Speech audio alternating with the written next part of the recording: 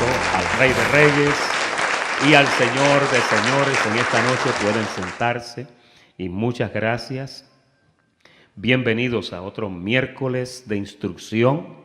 En esta noche pues cerramos el volumen 14 y yo sé que ustedes han disfrutado este volumen, ¿verdad? Hoy estamos en el tomo número 12, volumen 14, tomo número 12, y el tema de hoy es cronología bíblica o la cronología de la Biblia, ¿verdad? Cronología, de ahí viene la palabra crono, que es tiempo, ¿no? El tiempo de Dios se le llama cronos, con K, es una palabra griega. Y el cronómetro viene de ahí, el que yo uso para no pasarme de tiempo. El que deben usar todos los predicadores, ¿verdad? Hay una bienaventuranza que dice: bienaventurados los que poco predican, porque ellos serán de nuevo invitados. Y en este día, en la cronología bíblica, yo les pregunto, ¿conoce usted la Biblia? ¿Sabe usted el orden de sus libros y quizá algunas fechas de algunos sucesos? Porque a veces nosotros leemos la Biblia y quizás se menciona algún período o se menciona algún emperador o algún rey, pero posiblemente no tenemos idea de qué tiempo era ese. ¿A cuántos le pasa eso? ¿Verdad? Si no se ha estudiado los tiempos, y por eso hoy queremos tomar este tiempo para darle un poquito de sentido a eso y ver si podemos fijar una tabla de tiempo donde usted puede tener una idea de qué es lo que está pasando y de cuándo pasó. Vamos a ver aquí, vamos a bajar por aquí el volumen. Ponga su teléfono en vibración si es tan amable. Y ahí estamos. Es tan importante, como les decía, conocer estos y otros factores acerca del libro más leído de la historia. ¿Usted sabe que la Biblia es el libro más leído de la historia?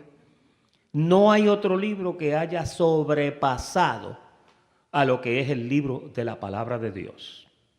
La Biblia es una recopilación de muchos escritos de diferentes épocas y por diferentes autores, entre los que figuran, fíjese toda la gente que compone la Biblia. Hay profetas, hay sabios, hay historiadores, hay narradores, hay caudillos, hay músicos, hay reyes, hay sacerdotes y etcétera, etcétera. Hay mucha gente que ha contribuido a la compilación de esta obra tan tremenda que es la palabra del Señor. Lo que me gusta de la palabra del Señor es que los hombres que Dios utilizó ayudaron a forjarla, pero el contenido y la inspiración es del corazón de Dios. Y es tan bonito eso. Mire, le voy a hablar de una dinámica que existe con la palabra del Señor. Usted sabe que cuando un profeta hablaba inspirado por el Espíritu Santo a dar un mensaje, y esto es un paréntesis, ¿no? Cuando ese profeta sentía la instrucción de Dios para él escribir eso, el profeta lo escribía. Oía la voz, se levantaba y escribía. Yo me imagino que los profetas todos andaban con la computadora prendida o con la tabla de hacer apuntes o el papiro y el lápiz. Porque Dios llegaba y hablaba y él tenía que escribir. A mí no sé si usted se ha dado cuenta que si Dios le habla a usted y usted no escribe, se te olvida. ¿A cuántos aquí han soñado cosas importantes y después se te olvida y no te acuerdas de lo que era? Es tu culpa por no haberlo escrito. Por eso Dios levantaba a los profetas y le decía: hijo de Amós, escribe. Y ahí él empezaba a escribir. Ahora, fíjese esta dinámica que le voy a hablar ahora. Cuando Dios llegaba y daba un mensaje inspirado por el Espíritu Santo, el profeta lo escribía. Después, Dios le daba instrucciones de para dónde era que iba ese mensaje. El profeta agarraba ese escrito y cuando el tiempo era correcto, el profeta salía, se montaba en un barco o hacía lo que tenía que hacer, caminaba 3 días y llevaba ese mensaje.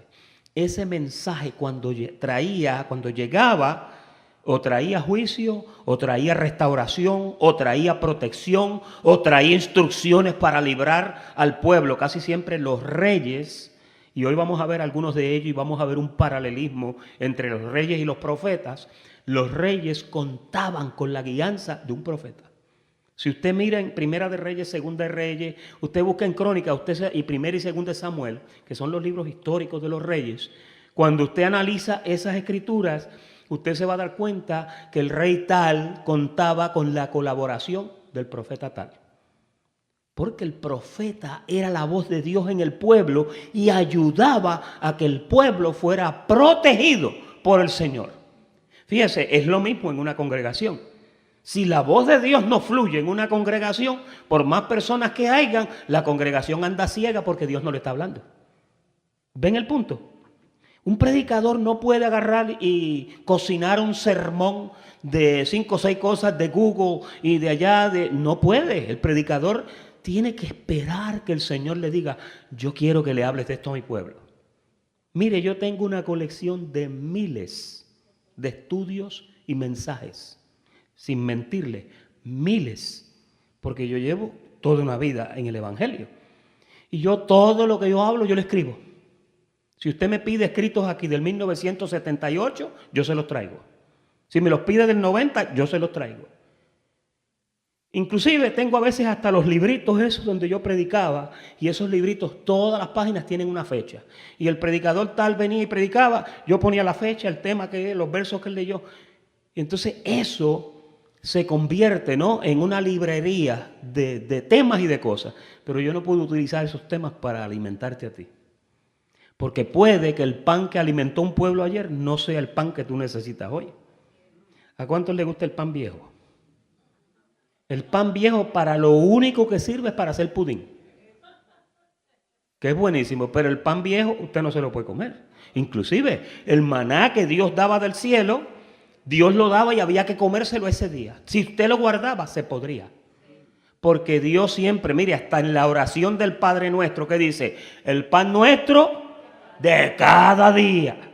Entonces, aquí no puede haber pan viejo. Tiene que Dios darte una palabra. Ahora, finalizando ese pensamiento de la dinámica, cuando el predicador recibe la palabra de Dios, el predicador es impactado por lo que Dios le da. Lo escribe, el Espíritu te da la forma para que tú lo arregles y lo pongas. Ahí entra tu don de maestro o de predicador o de lo que sea. Y tú llegas y compilas todo eso y lo arreglas como el Señor te lo da. Lo traes a la congregación y cuando la congregación lo oye, lo mismo que sentiste tú cuando lo recibiste, lo siente la congregación cuando tú lo entregas. Es una dinámica, diga dinámica. Entonces Dios trabaja de esa forma. El profeta, Dios lo utilizaba de esa forma. Es el músico, por ejemplo, un músico, ¿verdad?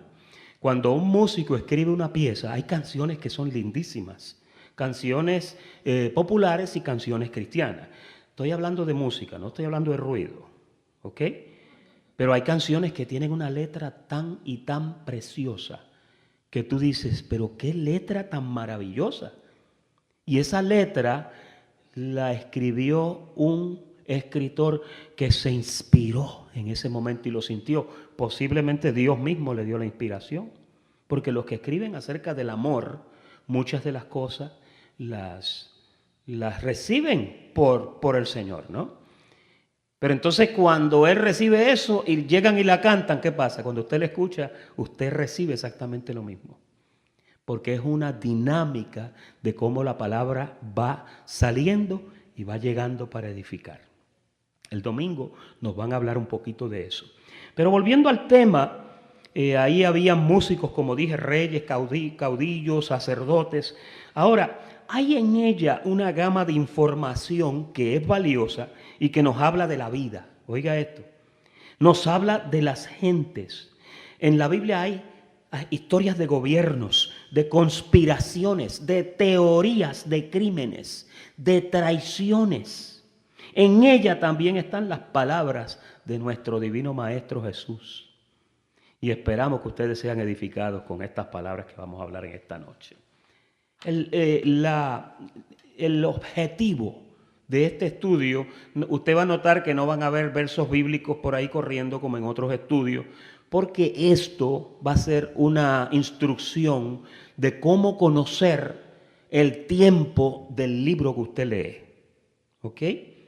Es importante y esencial que todo estudiante que lee la Biblia conozca que hay un orden y hay una cronología de ese libro, del libro de la Biblia. El orden de los libros que aparece ahora mismo en las Biblias que ustedes tienen ahí no es necesariamente el orden cronológico de los mismos. Y han sido colocados de esa forma porque hace más de 600 años que se empezó a compilar esta información y nuestros hermanos católicos, los trazadores, los traductores, pues toda esa gente trabajaron para armarla lo mejor que ellos pudieron. Y yo pienso que hicieron un buen trabajo, pero hay cosas que sencillamente usted debe de conocer cuál es el tiempo de esas cosas. Y hoy vamos a arrojar un poquito de luz en cuanto a eso. Ahora, entramos a la primera parte, que es la cronología de Abraham hasta Canaán. Le pusimos Canaán. ¿Alguien aquí sabe qué es Canaán? La tierra prometida a la que Israel entró después que terminaron en el desierto. ¿Cuántos años estuvieron en el desierto?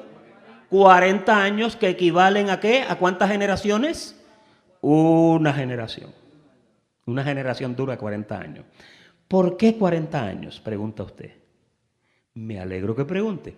40 años porque en Hebreos, el escritor de Hebreos explica que como tentaron a Dios en el desierto, Él se molestó con ellos y dijo, ni uno de estos viejos que se quejan van a entrar a la tierra prometida. Y una generación cumplía 40 años. Cuando mucha de esa gente murieron en el desierto. El escritor de Hebreos dice que sus cuerpos cayeron en el desierto. ¿Lo has leído? Hebreos capítulo 3, por si lo quieres estudiar, y el capítulo 4.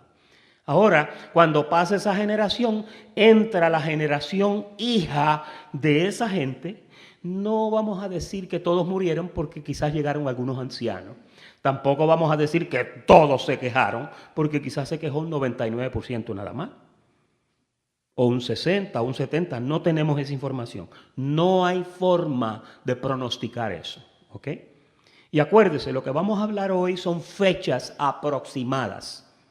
Porque en esto de las fechas es bien complicado ponerle el punto a la I. Es bien complicado, ¿ok? Así que entramos a la primera parte, cronología de Abraham hasta la entrada a Canaán. ¿Por qué escogí a Abraham y no a Adán y a Eva y a Noé y a Nimrod? ¿Por qué? Porque de Abraham hacia atrás el récord bíblico es muy poco, es vago, no hay mucha información. Cuando usted lee los 5 libros de Moisés, ¿verdad?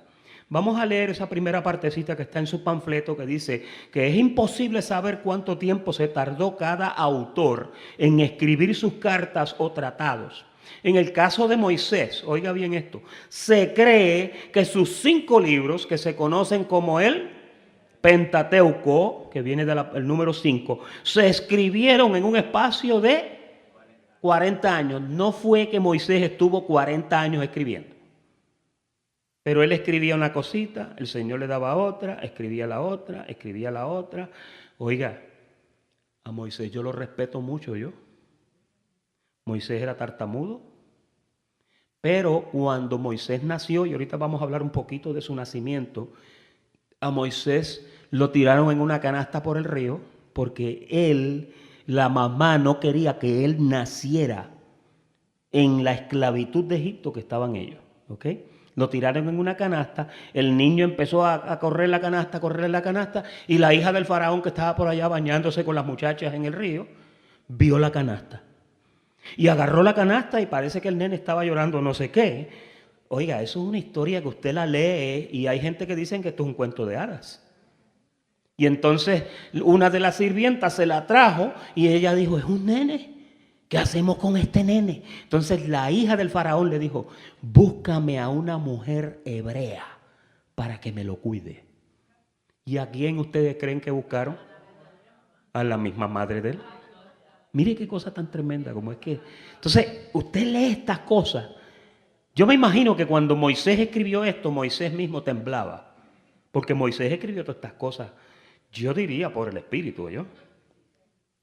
Fíjese, porque cuando Pablo le dijo a Timoteo allá, y todavía no habían epístolas escritas, Pablo le dijo a Timoteo, habían algunas pero no estaban publicadas. Habían 2 o 3 papiros por ahí regados. Pablo le dijo a Timoteo, toda escritura es inspirada y es útil para corregir, oye, le dio información y le dijo, a fin de que el hombre sea sabio, te puede hacer sabio para salvación. Pero esa sabiduría, ¿de dónde viene? Entonces ahí tú te das cuenta que cuando Moisés escribe esto, inspiración del Espíritu, Dios hablándole, y yo me imagino que él andaba con una biblioteca de papeles y de papiros, porque en algún sitio los tenía que guardar. ¿Usted se ha puesto a pensar cuánto tiempo costó encontrar todos los escritos de la Biblia? O sea, eso lo encontraron en algunos rollos que algunos de ellos ya estaban dañados. Otros no estaban legibles. Algunos la tinta no era indeleble. Y entonces poco a poco escribas que estaban ahí mirando esto y mirando esto y mirando esto. Por ejemplo, hay un consejo que se llama la Septuaginta. Septuaginta porque es el número 70. Era un consejo de 70 ancianos que trabajaron para redactar esas cosas. Entonces, cuando usted mira un libro como la Biblia, usted lee a Génesis, y Génesis es una maravilla, porque ahí hay tantos detalles. Eso es mira, de ahí se han escrito películas con las citas y todos los detalles. Ahí está el diluvio de 40 días y 40 noches de lluvia que ahogó a una humanidad completa. Y se salvaron 8 personas en un arca hecha de una madera que se llama acacia, embetunada, con brea, hecha por un hombre que Dios le dijo a un arca. Hoy, cuando él termina el arca, Dios en su divino poder, una fila de elefantes y jirafas y todos esos animales entrando al arca.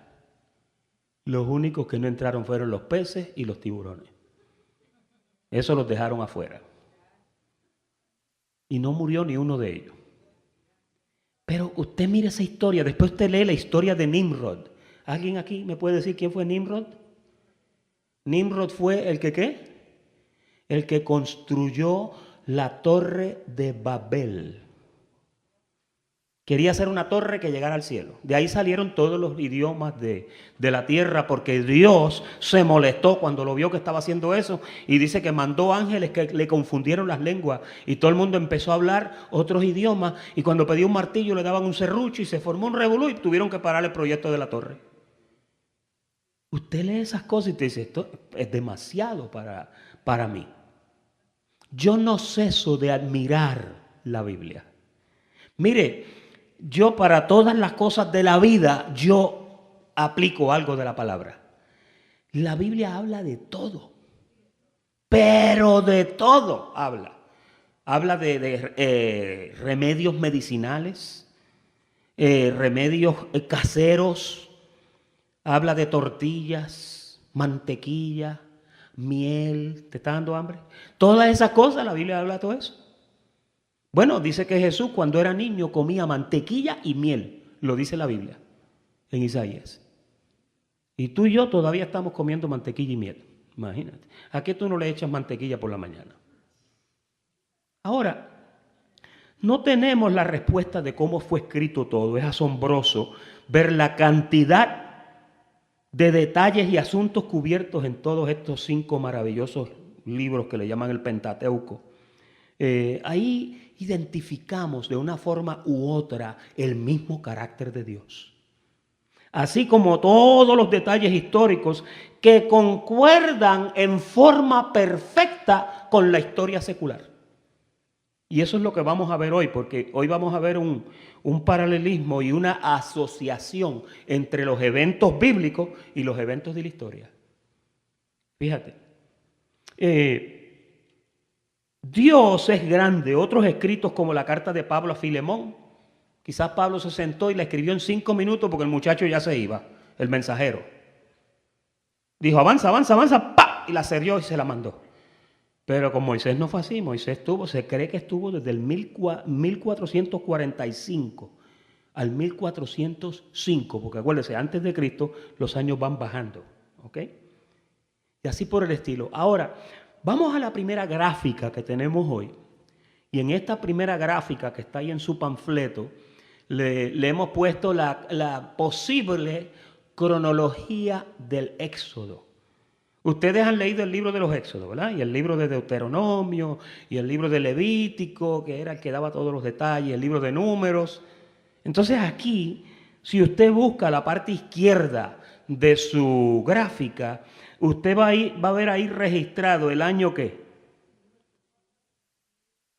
1876, ¿verdad?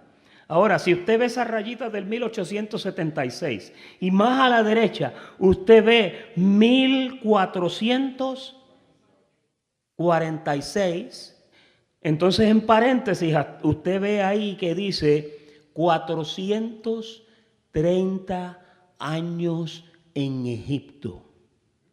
Ese fue el tiempo que estuvo el pueblo de Dios cautivo en el territorio de los egipcios. La pregunta es, ¿cuántas familias pueden nacer en 430 años? Piense. ¿Cuántas generaciones pueden nacer en 430 años? Si usted divide 430, alguien que lo haga por ahí, 430 dividido entre 40, le va a dar como unas 10 y pico, ¿verdad? 10 punto algo. Casi 11 generaciones. Alguien dijo por ahí 11. Allá atrás hay gente inteligente. Están que cortan. Entonces, ahí en esa gráfica tú ves el tiempo que Israel estuvo cautivo. Fíjate, es bien importante tener en mente que Moisés, como dije ahorita, nació dentro del cautiverio, ¿ok? Por eso usted ve que cuando hay otra tablita por ahí, que usted va a ver, la vamos a ver ahorita, que cuando habla del nacimiento de Moisés, le pone unos añitos más porque ellos estuvieron cautivos y después de la cautividad, un poquito después, cuando ya habían estado cautivos no sé cuántos años, es que Moisés nace. ¿Ok? Ahora, después de eso, usted nota que en el 1446, en el centro de esa gráfica, ahí dice salida y después dice que abajo, un año, salida y ley, ¿verdad? Entonces ahí usted mira y dice, Levítico, salida. Levítico 12, 37 al 40 te da esos detalles. Ahora, fíjate, después de eso, de esos 430 años, entonces tú empiezas a pensar y dices, ¿qué pasó después de eso? Bueno, salieron de Egipto, estuvieron en el desierto un tiempo que fueron 40 años, que es una generación. Así que entre el comienzo del cautiverio hasta el final del peregrinaje del desierto, hay casi 13 generaciones. Habían casi 11 allá, ¿verdad? Y entonces usted mira y dice, wow, después de eso, mire arriba en la gráfica que dice 1406 antes de Cristo, ¿verdad? Y ahí estamos hablando solamente del tiempo que Israel estuvo cautivo en Egipto. Ahora, vamos a pasar al segundo renglón, que es cronología de Israel durante el cautiverio. Vamos a ver esto para entender un poquito acerca de qué fue lo que pasó, ¿verdad? ¿Qué fue lo que pasó? En esta cronología de Israel durante el cautiverio, lo que yo quiero que usted vea en esta gráfica que sigue ahora, que esta gráfica la titulamos también cronología. Me parece que es la browncita, María. Una browncita. Tiene una franja browncita arriba. Los hermanos la están viendo en el panfleto, ¿verdad? Ahora, mire esto a mano derecha de esa gráfica donde dice Moisés. Usted nota que ahí dice nacido, ¿verdad? Año 1575. Si usted se va a la otra gráfica que estábamos viendo en el panfleto, 1500 y pico, 1575, está entre el primero y el segundo renglón de la primera gráfica. Por ahí nació Moisés en esa parte, ¿verdad? Y Moisés fue parte de todo el peregrinaje, fue parte de toda la confrontación con Faraón. La pregunta es, ¿con quiénes se enfrentaron ellos? Porque Egipto tuvo un periodo de faraones que duró años. Por eso es que está esta gráfica aquí. Miren esa gráfica en el renglón verdecito. En el tiempo cuando supuestamente nació Moisés, estamos hablando de los años 1585 a 1574 antes de Cristo. También hay otra cosa importante que todo estudiante de la Biblia debe de tener presente, y es esto. Cuando usted esté leyendo a Éxodo, Números, Levítico, usted tiene que pensar que esas cosas están ocurriendo en esa sección, pero que ahí hay diferentes faraones. Por ejemplo, ahí está un nombre que yo no lo voy ni a pronunciar. Shekemre Heruimat. Mira qué cosa tremenda. Años de reinado, 11 dice. En un paréntesis, porque no se sabe con exactitud cuántos fueron. ¿Ok? Acuérdese que esta información salió de los jeroglíficos, que son la escritura egipcia, de lo que leyeron todos los analizadores y más o menos armaron el rompecabezas, y a eso fue que llegaron. ¿Ok? Ahora, mire debajo de esa, hay otro faraón, Sanaquetenra Amos, Tao I. ¿Lo ve ahí? ¿Cuántos años? Reinó 10 años. 1574 a 1564. Ahora, si usted mira a la derecha, usted ve que desde que nace Moisés, ¿qué pasa? Hasta la huida, acá en el último renglón, hay un espacio de 40 años. Si usted cuenta ahora de esos 40 años mirando a la izquierda, usted va a ver que el tiempo que Israel estuvo cautivo en Egipto, mire cuántos faraones había ahí. Amosis, Camosis, Jerem, un montón de faraones. Usted sabe que para el tiempo de Jesús pasó exactamente lo mismo. Cuando usted lee que dice, y Herodes, ¿lo han leído? Herodes, pero Herodes no era uno solo. Hubieron varios Herodes. Porque fíjese que había un Herodes que había muerto y después la Biblia dice que estaban también huyendo de Herodes. Y dice, pero ¿cómo van a estar huyendo de Herodes si Herodes murió? Era que eran varios. Porque a veces los emperadores, muchos de ellos tenían el mismo nombre. ¿Se acuerdan? César, los Césares, Augustos. Habían diferentes emperadores, pero con los mismos nombres más o menos.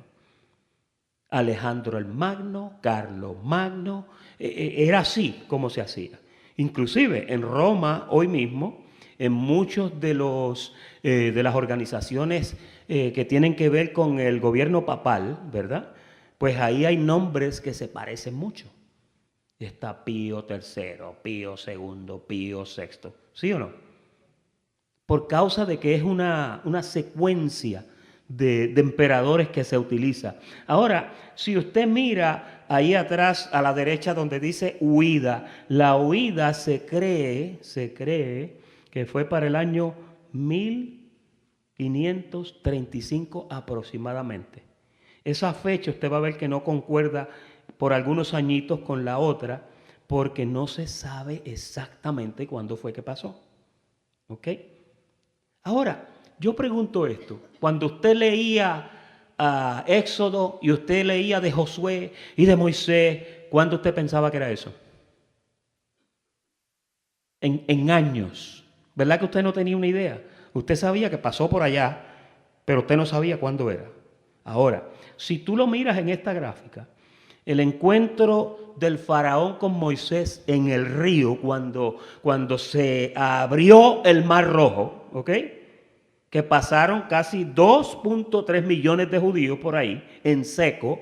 Eso se cree que fue para el año 1506 a 1594 antes de Cristo.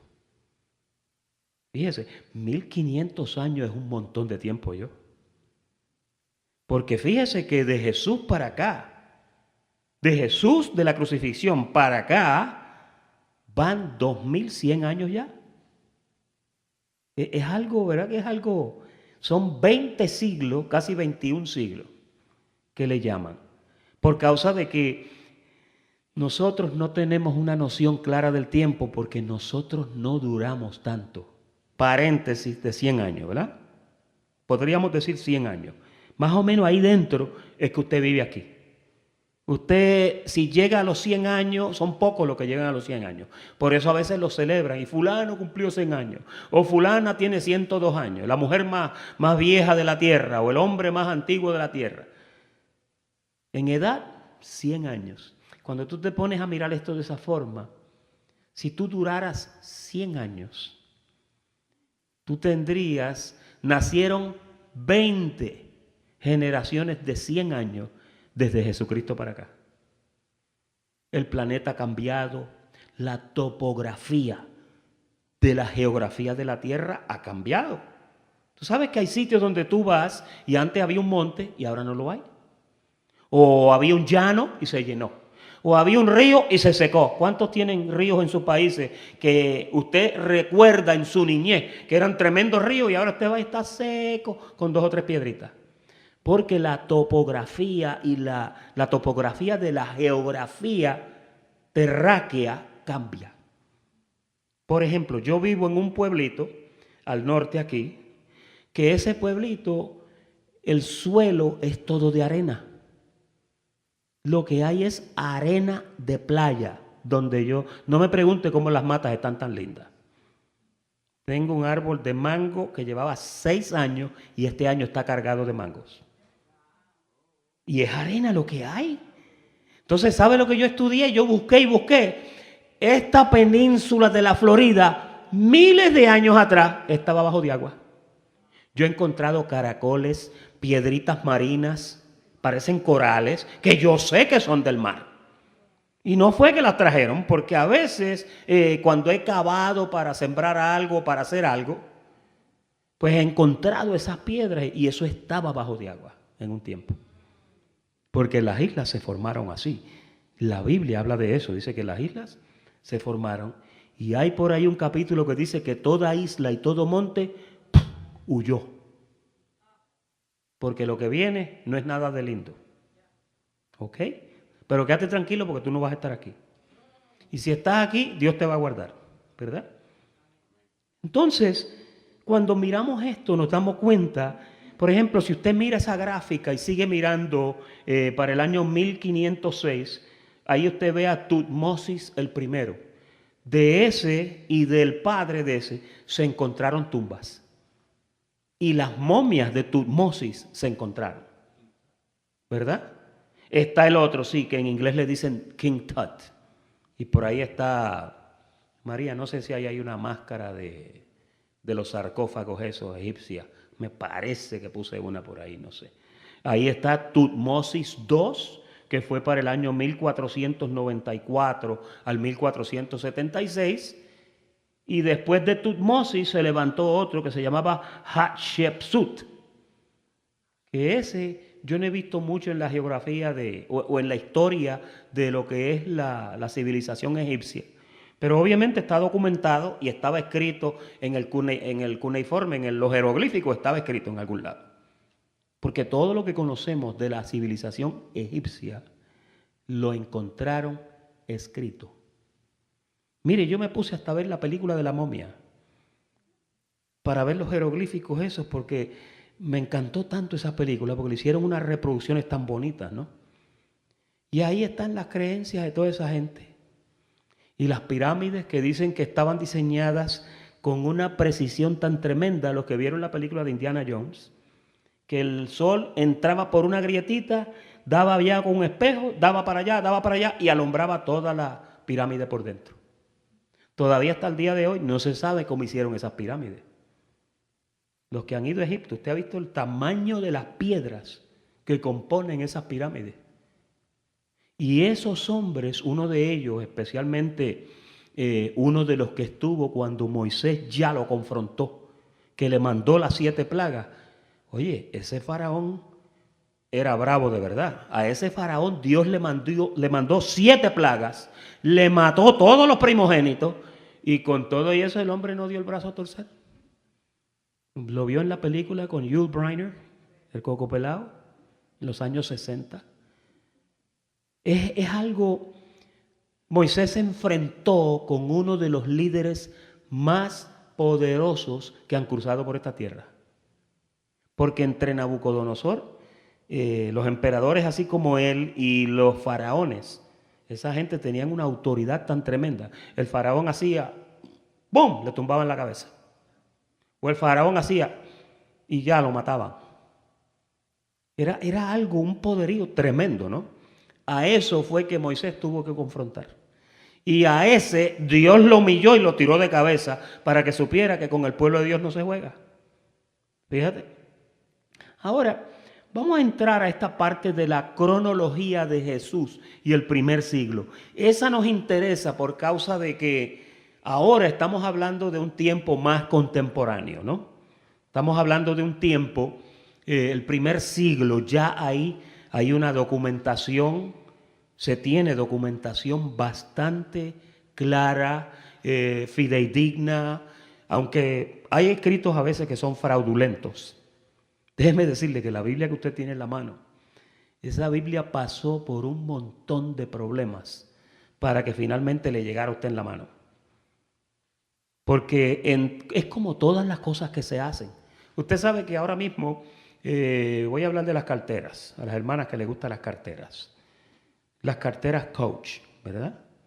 Que es una cartera lindísima. Una cartera de esas de $800.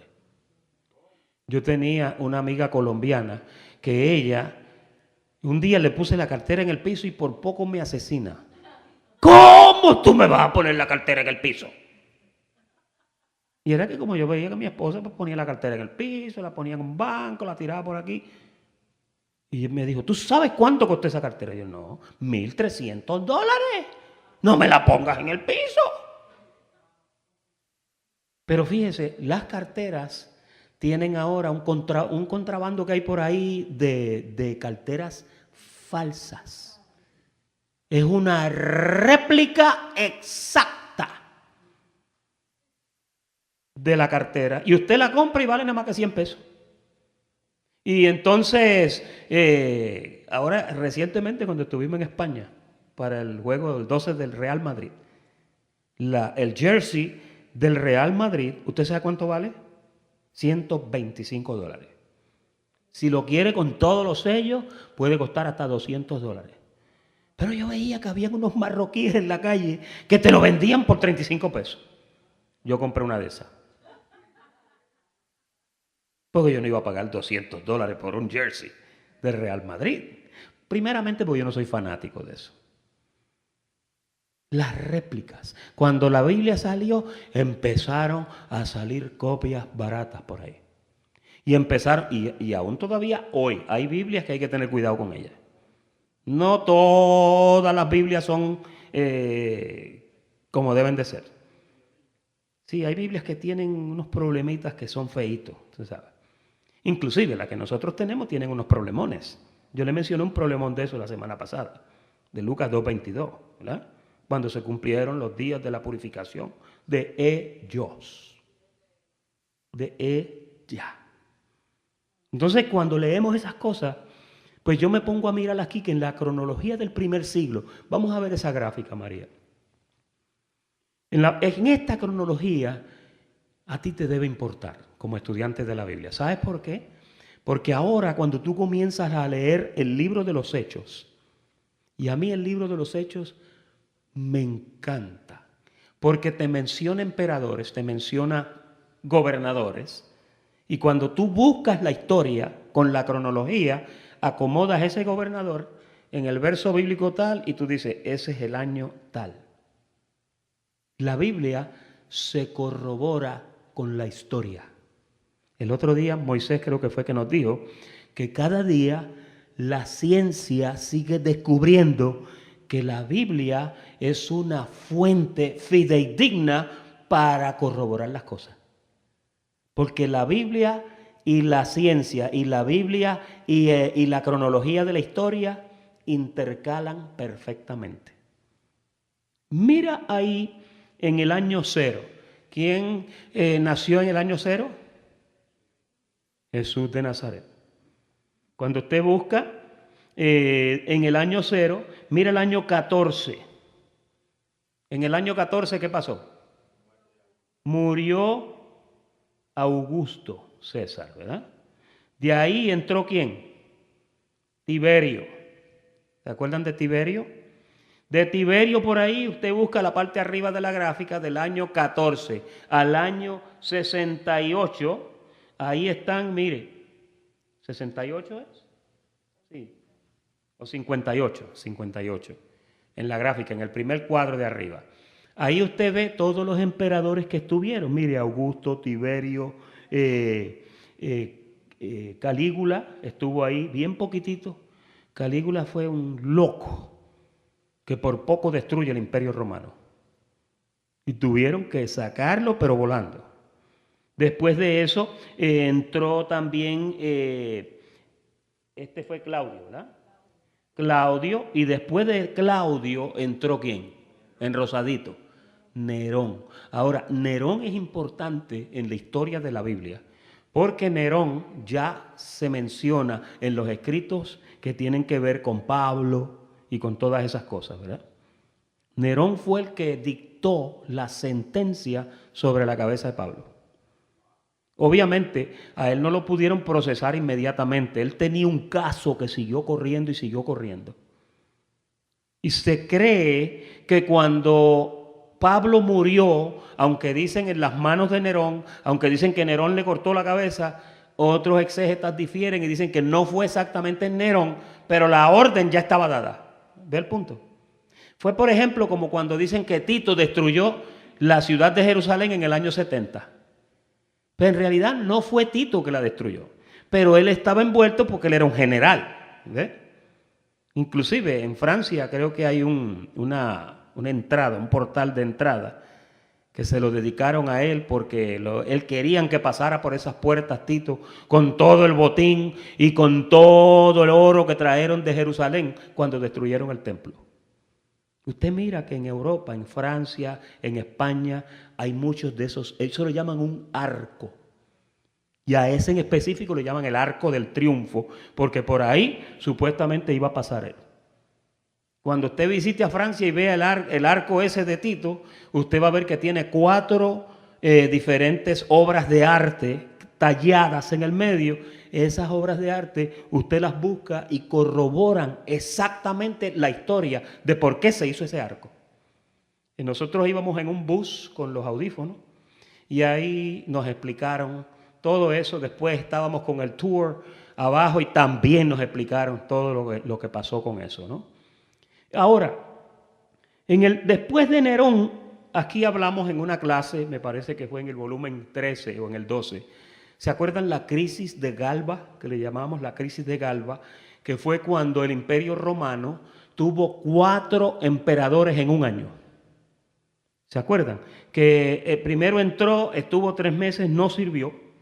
Ahí están en paréntesis, ahí está Otón, Vitelio, Galba, y el último fue Vespasiano. Vespasiano fue el que arregló las cosas y agarró el control en el año 69 y apretó las cosas como las tenía Nerón.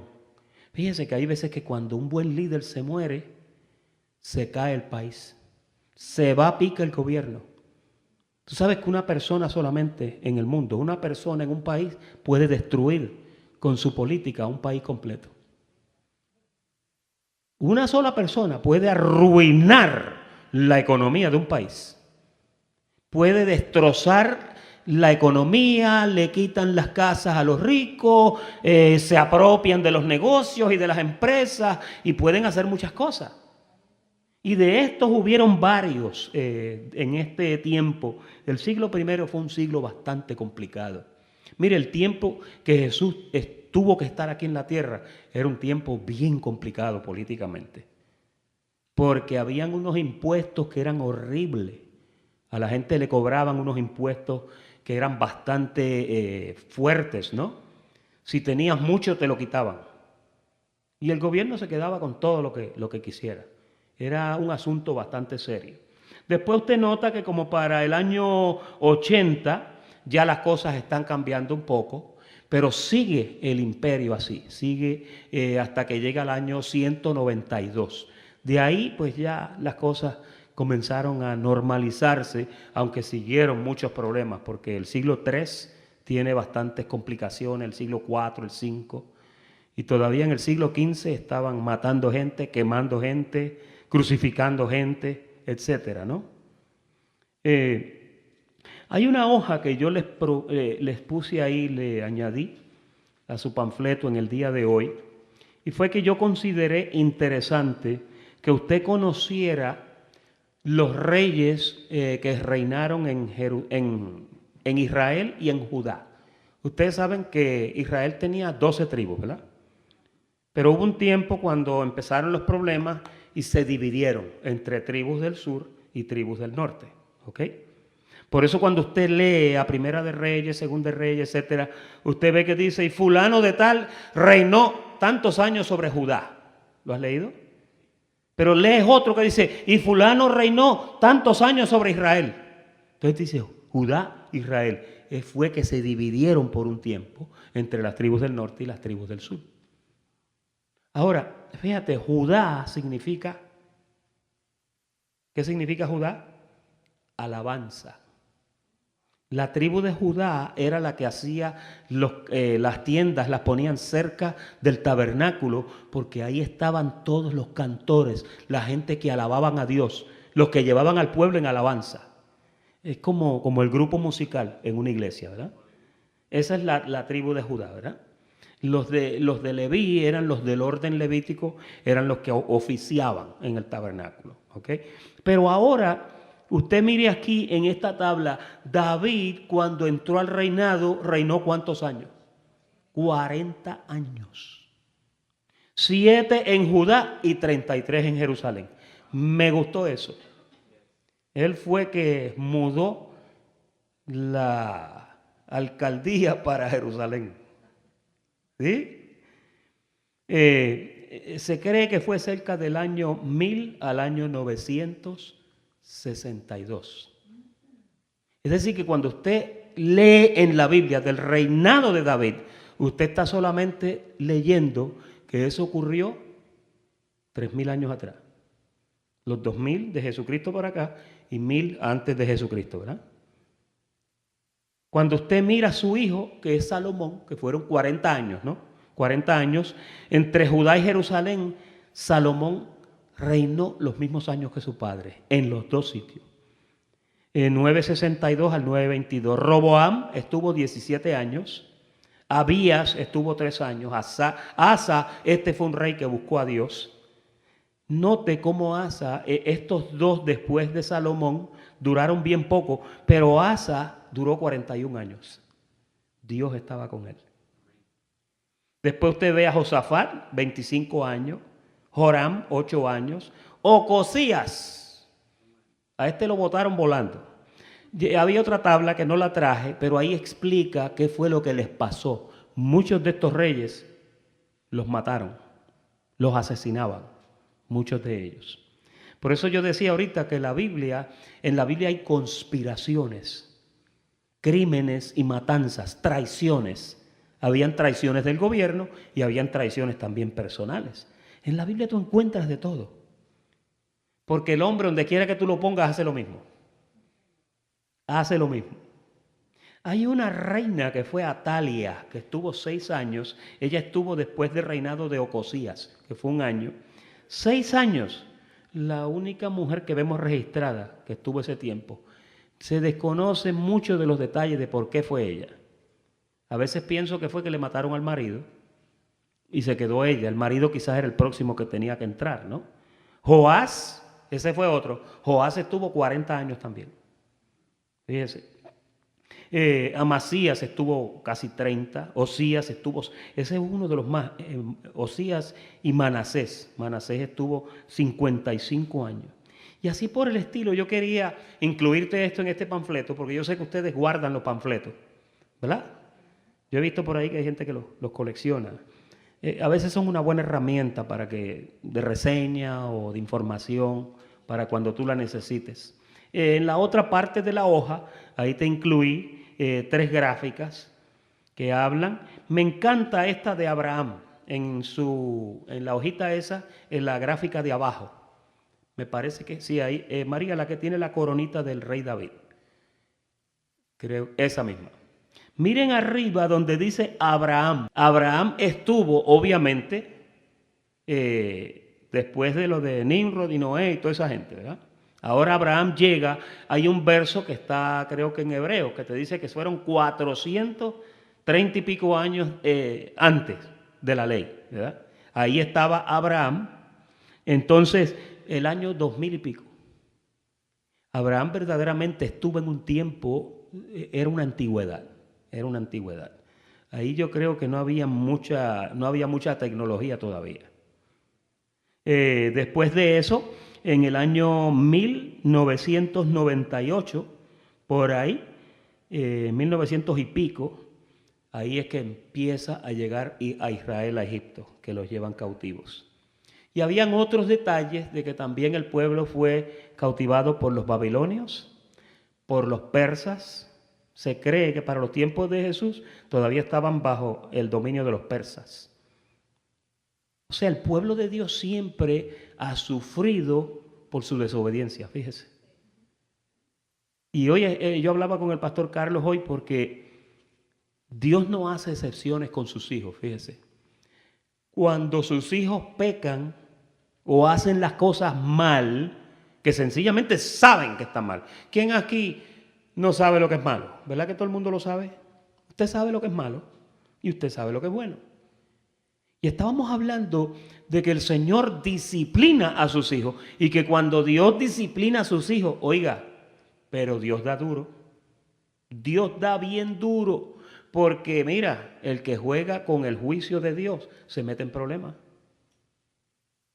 Y entonces, a la parte de atrás de su panfleto, yo le puse ahí más o menos las fechas de los acontecimientos que hay en todos los 66 libros. Y esto le puede ayudar a usted cuando usted estudie a utilizar esto para reseña, para saber. Por ejemplo, ¿se acuerdan que la semana pasada les dije que Malaquías, aunque está detrás de Mateo, en realidad no es ahí que va? Porque cuando usted busca, mire la fecha que tiene Malaquías, del 516 al año 400. Malaquías estaba bien lejos, estaba con Ageo, con Esther, con Nehemías, cuando la destrucción del primer templo. Ahí estaba él, lo de Zorobabel, ¿no? Y después de ahí el Nuevo Testamento, pues obviamente esas fechas que usted ve son las fechas también de la redacción. Mateo no empezó a escribir en el momento que conoció a Jesús. Mateo empezó a escribir notas. Y posiblemente después que se fue Jesús, ahí se cree, año 40 al 45. El primero que escribió fue Santiago, su epístola, y después Mateo escribió su escrito, ¿no? Así que esa es la parte histórica de lo que es la Biblia, con algunas fechas, con algunas notas de cómo el tiempo juega un papel importante en la Biblia. Ya con eso cerramos este volumen. Les quiero dar las gracias por la atención prestada y será hasta el volumen 15 que vendrá por ahí en un par de semanitas. Los declaro bendecidos y muy buenas noches.